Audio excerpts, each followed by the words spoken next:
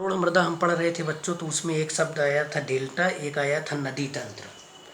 तो सबसे पहले हम जान लेते हैं, जैसे कुछ शब्द मैं बताता हूँ, जैसे महाद्वीप। महाद्वीप, महाद्वीप, महासागर, प्रायद्वीप, खाड़ी, जलसंधि, मरुस्थल, इसको हम छोड़ देते हैं, हम डायरेक्ट नदी से आते हैं। तो एक होती है सहायक नदी या मुख्य नदी। जिस नदी की घाटी अपेक्षाकृत नीचे होती है। घाटी सबसे पहले जानते हैं, घाटी क्या होता है। किसी नदी में प्रत्यक्ष या अप्रत्यक्ष रूप से, किसी भी नदी में, कोई नदी है जैसे गंगा नदी है, यमुना नदी है, ब्रह्मपुत्र है, कावेरी है, गोदावरी है, कोई भी नदी हो, किसी भी नदी में प्रत्यक्ष या अप्रत्यक्ष रूप से जितने क्षेत्र का जल पहुंचता है, उस पूरे क्षेत्र को उस नदी की घाटी कहते हैं। जैसे मैं आपको बताता हूँ चित्र बना के,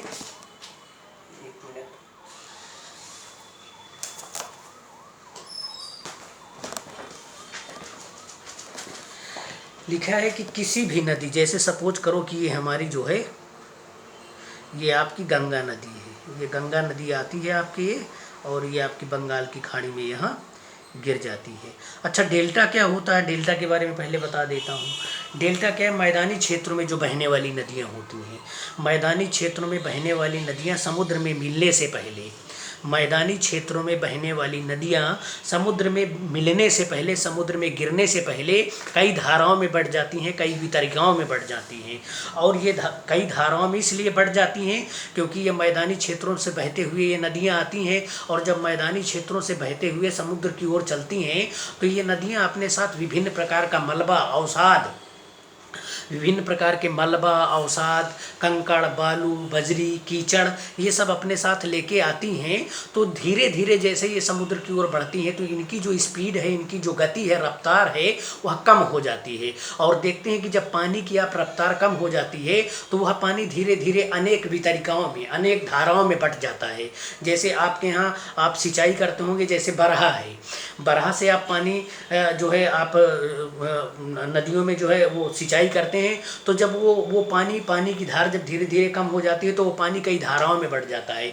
तो इसी प्रकार जो मैदानी क्षेत्रों में बहने वाली नदियां हैं, मैदानी क्षेत्रों में बहने वाली नदियां जब समुद्र की ओर चलती हैं, समुद्र में गिरने की ओर चलती हैं, तो वह अपने साथ विभिन्न प्रकार का मलबा लाती हैं, अवसाद लाती हैं, कंकड़, बालू, बजरी, कीचड़ इत्यादि लाती है, जिसके कारण समुद्र तक पहुँचते पहुँचते इनकी गति धीरे हो जाती है, और यह विभिन्न प्रकार की वितरिकाओं में, विभिन्न प्रकार की धाराओं में ऐसे बढ़ जाती हैं। ऐसे समुद्र में गिरने से पहले विभिन्न प्रकार की धाराओं में बढ़ जाती हैं, और इनसे एक त्रिभुजाकार आकृति का निर्माण होता है। एक त्रिभुजाकार आकृति का निर्माण होता है। इसी त्रिभुजाकार आकृति को हम डेल्टा के नाम से जानते हैं। तो मैदानी क्षेत्रों में बहने वाली जो नदियां होती हैं वह अपने साथ विभिन्न प्रकार का अवसाद लेकर चलती हैं, और समुद्र में गिरने से पहले विभिन्न प्रकार की धाराओं में बंटने के बाद ये इन धाराओं से बनने वाली जो आकृति होती है वह त्रिभुजाकार होती है। इसी त्रिभुजाकार आकृति को हम डेल्टा के नाम से जानते हैं। डेल्टा का सेम उल्टा होता है एस्चुअरी। एस्चुअरी क्या होता है कि जो नदी तीव्र ढाल वाले पहाड़ी क्षेत्रों से बहते हुए आती है। तीव्र ढाल वाले पहाड़ी और पर्वतीय क्षेत्रों से जो नदियां बहते हुए आती हैं तो वह तीव्र गति से समुद्र की धारा में प्रवेश करती हैं, और समुद्र की धारा में गिरने से पहले एक लंबा मुहाना, चौड़ा मुहाना बनाती हैं, और ये जो चौड़ा मुहाना होता है, इसी चौड़े मुहाने को हम एस्चुअरी कहते हैं। जैसे सपोज करो कि ये आती है कोई नदी, ये आई आपकी अरब सागर में गिर गई, तो अरब सागर में गिरने से पहले एक लंबा चौड़ा मुहाना बनाती है ये ऐसे, और ये जो मुहाना बनाती है इसे ही हम एस्चुअरी कहते हैं। तो बंगाल की खाड़ी में गिरने वाली जितनी नदियां होती हैं वह डेल्टा बनाती हैं, और अरब सागर में गिरने वाली सारी नदियां एस्चुअरी का निर्माण करती हैं। तो डेल्टा हो गया आपका, डेल्टा जान गए, एस्चुअरी जान गए आप। अब आपको जानना है घाटी क्या होता है। तो जैसे सपोज करो ये हमारी गंगा नदी है, गंगा नदी बहते हुए आती है, और ये कहाँ गिर जाएगी, आपकी बंगाल की खाड़ी में गिर जाएगी। आपके उत्तराखंड से निकलते हुए, उत्तराखंड आपका है, उत्तराखंड, उत्तर प्रदेश, बिहार, पश्चिम बंगाल होते हुए बंगाल की खाड़ी में गिर जाएगी। तो कोई भी नदी है, जैसे ये गंगा नदी है, तो इस नदी में प्रत्यक्ष या अप्रत्यक्ष रूप से, जैसे प्रत्यक्ष रूप से कैसे, डायरेक्ट कोई नदी आके यहाँ मिल गई, इधर से कोई आके नदी, गंगा नदी में मिल गई, यहाँ से कोई नदी आके यहाँ गंगा नदी में मिल गई। अब सपोज करो ये आपकी जैसे ये आपकी चंबल नदी है, और इस चंबल नदी में आके कोई नदी यहाँ से मिलती है, यहाँ से कोई नदी आके मिलती है, तो ये जो नदी है ये तो इनडायरेक्ट रूप से गंगा नदी से मिल रही है ना, अप्रत्यक्ष रूप से। जबकि जो चंबल नदी है वो डायरेक्ट गंगा नदी में मिल रही है, या यमुना नदी में सपोज करो मिल रही है। चंबल नदी यमुना में मिलती है। हम गोदा उसकी जो आपकी गोमती नदी है, गोमती नदी सपोज करो गोमती नदी आई और गंगा में मिल गई, और इस गोमती नदी गंगा नदी के लिए तो प्रत्यक्ष नदी है, लेकिन गोमती नदी में कुछ नदियां आके मिलती हैं। तो ये जो गोमती नदी में कुछ नदियां आकर मिलती हैं तो ये गंगा नदी के लिए अप्रत्यक्ष हो गई, जबकि गोमती के लिए प्रत्यक्ष हो गई। तो वही बात यहाँ कहा जा रहा है कि किसी भी नदी में प्रत्यक्ष या अप्रत्यक्ष रूप से जितने क्षेत्र का जल पहुंचता है उस पूरे क्षेत्र को उस नदी की घाटी कहते हैं। तो ये नदियां जहां से आती हैं, ये नदी और ये जो पूरा क्षेत्र है ये क्या कहलाएगा, ये इस नदी के नाम पर गंगा नदी का घाटी क्षेत्र कहलाएगा, यमुना नदी का घाटी क्षेत्र कहलाएगा, सिंधु नदी तंत्र कहलाएगा। इसी को हम नदी तंत्र, चाहे हम घाटी कहें चाहे तंत्र कहें एक ही बात है। गंगा घाटी या गंगा नदी तंत्र, सिंधु नदी तंत्र, ब्रह्मपुत्र नदी तंत्र यही होता है।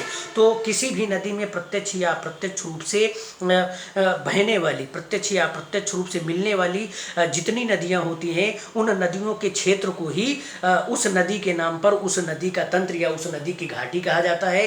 जैसे गंगा नदी की घाटी, सिंधु नदी की घाटी, ब्रह्मपुत्र नदी की घाटी, गंगा नदी की घाटी इत्यादि। अब आपका आता है, एक होता है मुख्य नदी और एक होती है सहायक नदी।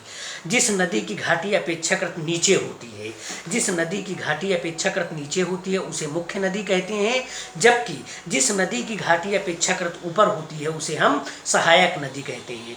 तो मुख्य नदी उसे कहते हैं जिसकी घाटी नीचे होती है, और सहायक नदी उसे कहते हैं जिसकी घाटी ऊपर होती है। जैसे ये आपकी गंगा नदी है, गंगा नदी की घाटी नीचे है तो ये मुख्य नदी हो गई, और आपकी गोमती नदी है, गोमती नदी का जो क्षेत्र है वह ऊपर है तो यह आपकी सहायक नदी हो गई। और गोमती नदी के लिए सहायक ये नदियां हो गई जो गोमती नदी में आकर मिलती हैं। तो हम जाने नदी तंत्र क्या होता है या घाटी क्या होती है, मुख्य नदी क्या होती है, सहायक नदी क्या होती है।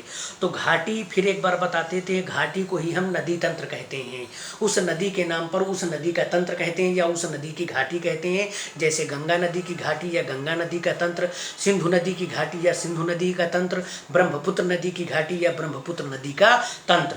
तो किसी भी नदी में प्रत्यक्ष या अप्रत्यक्ष रूप से जितनी भी नदियों का जल आकर मिलता है उन नदियों के क्षेत्र को उस नदी की घाटी या उस नदी का तंत्र कहा जाता है।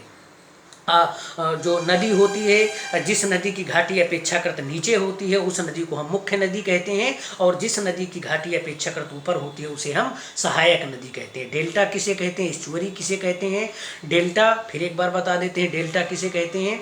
तो डेल्टा मैदानी क्षेत्रों में बहने वाली नदियाँ समुद्र में मिलने से पहले विभिन्न प्रकार की धाराओं या वितरिकाओं में बट जाती हैं, और इन धाराओं और वितरिकाओं के बटने के बाद एक त्रिभुजाकार आकृति बनती है। इस त्रिभुजाकार आकृति को ही हम डेल्टा कहते हैं। जैसे गंगा नदी है, गंगा नदी बंगाल की खाड़ी में गिरने से पहले विभिन्न प्रकार की वितरिकाओं में बट जाती है, और इन वितरिकाओं से एक डेल्टा का निर्माण होता है जिसे हम गंगा नदी का डेल्टा कहते हैं। और गंगा नदी के डेल्टा के पास आप देखेंगे सुंदरी नामक वृक्षों की बहुलता है, इसीलिए गंगा नदी से बनने वाले डेल्टा को हम सुंदर वन का डेल्टा भी कहते हैं। तो डेल्टा का निर्माण कैसे होता है, नदियों से होता है। किन नदियों से होता है, जो मैदानी क्षेत्रों में नदियां बहती हैं। क्यों होता है, क्योंकि मैदानी क्षेत्रों में बहने वाली नदियां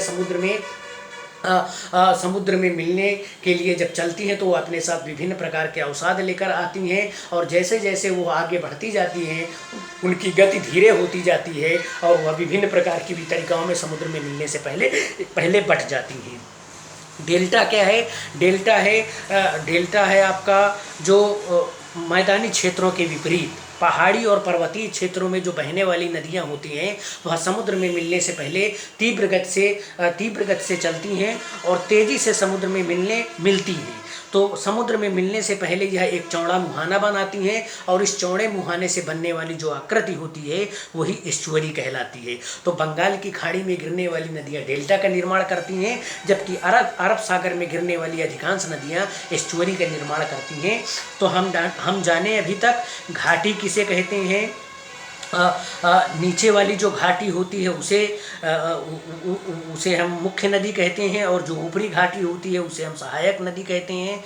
घाटी क्या होती है, नदी तंत्र क्या होता है, मुख्य नदी क्या होती है, सहायक नदी क्या होती है, डेल्टा क्या होता है, एस्चुअरी क्या होता है, इत्यादि के बारे में हमने चर्चा किया।